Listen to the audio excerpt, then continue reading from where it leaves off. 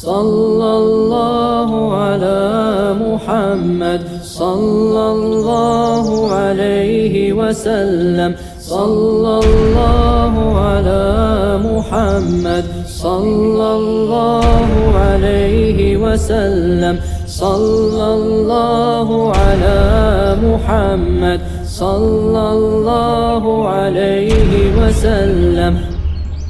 44 number شعر میں حضرت ناظم رحمہ اللہ تعالیٰ آپ صلی اللہ علیہ وسلم کی تعریف اور تقدیس بیان کرنے کی دعوت دے رہے ہیں۔ حضرت نے ارشاد فرمایا وَانْصُبْ إِلَى ذَاتِهِ مَا شِئْتَ مِنْ شَرَفٍ وَانْصُبْ إِلَى قَدْرِهِ مَا شِئْتَ مِنْ عَظَمٍ۔ یہ عربی عبارت ہے، اس کا ترجمہ دیکھ لیں۔ وَانْصُبْ اور منسوب کرو نبی کریم صلی اللہ علیہ وسلم کی ذات اقدس کی طرف جو بزرگی اور شرافت چاہو منسوب کرو، اور آپ کے مرتبے کی طرف جو عظمتیں چاہو وہ منسوب کرو۔ یہ اس کا ترجمہ پورے کا۔ اب ایک ایک لفظ کا ترجمہ دیکھ لیں۔ وَانْصُبْ اس کا مطلب ہوتا ہے منسوب کرو، یہ اس میں آرڈر دیا جا رہا ہے، حکم دیا جا رہا ہے۔ اِلَى ذَاتِهِ نبی کی ذات کی طرف، یہ جو ہی ہے نا اس کا مطلب ہے نبی صلی اللہ علیہ وسلم۔ اِلَى اس کا مطلب ہوتا ہے طرف، آپ صلی اللہ علیہ وسلم کی ذات مبارک اور ذات اقدس کی طرف منسوب کرو۔ ما اس کا مطلب ہوتا ہے جو، شیتا تم چاہو، من سے شرف، شرافت، بزرگی، عظمت، یہ اس کے مختلف معنی ہیں شرف کے۔ وانصب یہ وہی ہے منسوب کرو، الا اس کا وہی ترجمہ ہے طرف، قدری ہی آپ صلی اللہ علیہ وسلم کے مرتبے کی طرف، قدر و مرتبہ جو ہم کہتے ہیں نا اردو میں، یہ وہی ہے۔ معاشیتا وہی ہے جو تم چاہو، من اعظمی عظمت۔ اب سارے کا ترجمہ دیکھیں تو حضرت ناظم رحمہ اللہ تعالیٰ مسلمانوں کو حکم دے رہے ہیں، مسلمانوں سے التجا اور درخواست کر رہے ہیں کہ آپ صلی اللہ علیہ وسلم کی ذات مبارک کی طرف جو تم چاہو وہ شرافت و بزرگی میں سے منسوب کرنا چاہو وہ تم منسوب کرو، اس کی نسبت کرو نبی کریم صلی اللہ علیہ وسلم کی طرف۔ اور اسی طرح آپ صلی اللہ علیہ وسلم کے اونچے عالی شان مرتبے اور قدر و منزلت کی طرف جو عظمتیں، بلندیاں، رفتیں منسوب کرنا چاہو تم منسوب کرو۔ لیکن بات وہی ہے جو پچھلے شعر کے اندر گزری ہے کہ اس چیز میں جو فیصلہ کیا جائے گا وہ شریعت سے فیصلہ لیا جائے گا، شریعت کی حد میں رہتے ہوئے جتنی چاہو مرضی آپ صلی اللہ علیہ وسلم کی تعریف کرو، آپ صلی اللہ علیہ وسلم کی تقدیس کرو، آپ صلی اللہ علیہ وسلم کی بزرگی اور شان بیان کرو۔ سبق نمبر 44 میں نبی کریم صلی اللہ علیہ وسلم کی تعریف کا حکم دیا جا رہا تھا۔ سبق نمبر 45 میں بھی یہی مضمون ارشاد فرمایا جا رہا ہے۔ آپ پہلے عربی عبارت دیکھ لیں۔ فَإِنَّ فَضْلَ رَسُولِ اللَّهِ لَيْسَ لَهُ حَدٌّ فَيُعْرِبْ عَنْهُ نَاطِقٌ بِفَمِهِ۔ یہ عربی عبارت ہے، اس کا ترجمہ دیکھ لیں۔ اس لیے کہ رسول اللہ صلی اللہ علیہ وسلم کے فضائل کی کوئی حد نہیں کہ کوئی بولنے والا اپنے منہ سے وہ بیان کر سکے۔ اب ایک ایک لفظ کا ترجمہ کر لیتے ہیں۔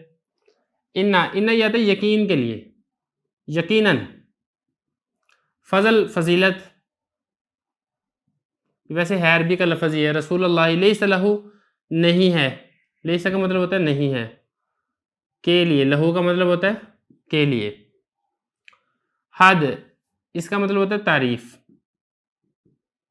یو ربا اس کا مطلب ہوتا ہے کھول کر بیان کرنا،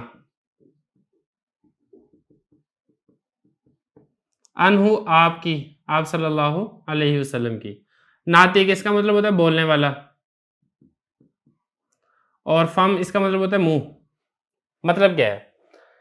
کہہ رہے ہیں کہ رسول اللہ صلی اللہ علیہ وسلم کی فضیلت، آپ صلی اللہ علیہ وسلم کا مقام، آپ صلی اللہ علیہ وسلم کا مرتبہ، آپ صلی اللہ علیہ وسلم کی عظمت، آپ صلی اللہ علیہ وسلم کی شان، اس کی کوئی ایسی باؤنڈری اور کوئی ایسی حد نہیں ہے کہ یہاں تک بیان ہو سکے، اس سے آگے مقام اور مرتبہ نہ ہو، ایسی بات نہیں ہے۔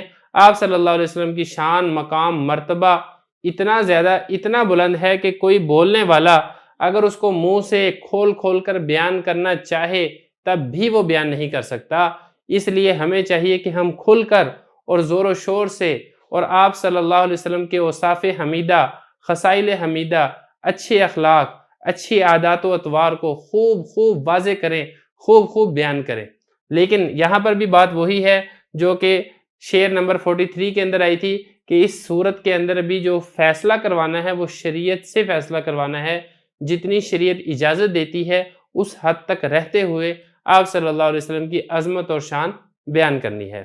شعر نمبر 46 کے اندر نبی کریم صلی اللہ علیہ وسلم کی ذات مبارک سے متعلقہ ایک بات کہی جا رہی ہے۔ آپ دیکھ لیں، عبارت دیکھ لیں، پھر ترجمہ کرتے ہیں اور آخر میں اس کی تشریح کرتے ہیں۔ لو ناسبت قدرہ آیاتہ عظما احیا اسمہ حین یدعا دارس الرممی۔ اس کا ترجمہ دیکھ لیں، پھر اس کی تشریح کرتے ہیں۔ اگر آپ صلی اللہ علیہ وسلم کے تمام معجزات آپ کے مرتبے کے مطابق ہوتے تو آپ کا نام پرانی ہڈیوں کو زندہ کرتا، جب ان ہڈیوں کو پکارا جاتا تو آپ صلی اللہ علیہ وسلم کے نام کی برکت سے زندہ ہو جاتی۔ اب یہ دیکھیں، لو اس کا مطلب ہوتا ہے اگر، ناسبت اس کا مطلب ہوتا ہے مناسب ہونا، قدرہ قدر، مقام، مرتبہ، آیات اس سے مراد ہے معجزات، عظما عظمت،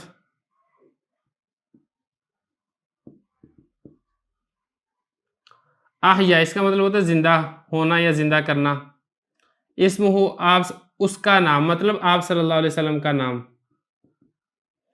ہینا جس وقت، یدعا پکارا جاتا، بلایا جاتا،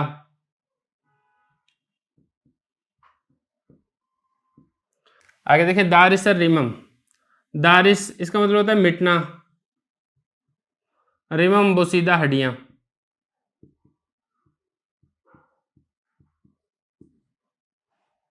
اب اس کا مطلب کیا دیکھ لیں، فرما رہے ہیں کہ آپ صلی اللہ علیہ وسلم کے مقام اور مرتبے کے مطابق اگر آپ صلی اللہ علیہ وسلم کو تمام معجزات دیے جاتے تو آپ صلی اللہ علیہ وسلم کا نام مبارک اتنا بابرکت اور اتنا مقدس نام ہے کہ اگر آپ صلی اللہ علیہ وسلم کے نام مبارک کی برکت سے بوسیدہ ہڈیوں کو بلایا جاتا، ان کو کہا جاتا کہ اٹھ کر زندہ ہو جاؤ تو وہ اٹھ کر زندہ ہو جاتی۔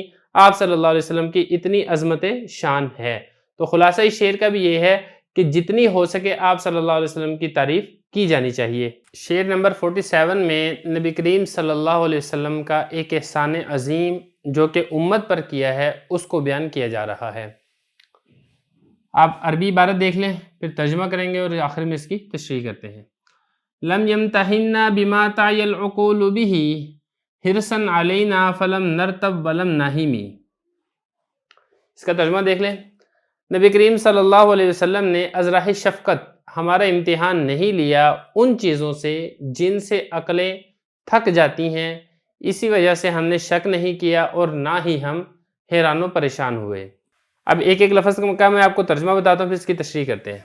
لم یمتحنا، لم اس کا مطلب ہوتا ہے نہیں، یمتحن یہ امتحان سے، امتحان نہیں لیا ہمارا، بما ایسی چیزیں،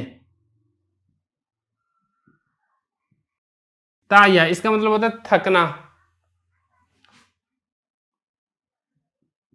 العقول یہ عقل کی جمع، بھی جس سے، حرصن لالچ کرنا، علینا ہم پر،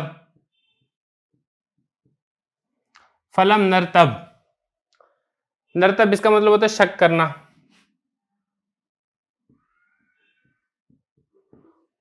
آگے ہے نہیمی اس کا مطلب ہوتا ہے پریشان ہونا، حیران، پریشان۔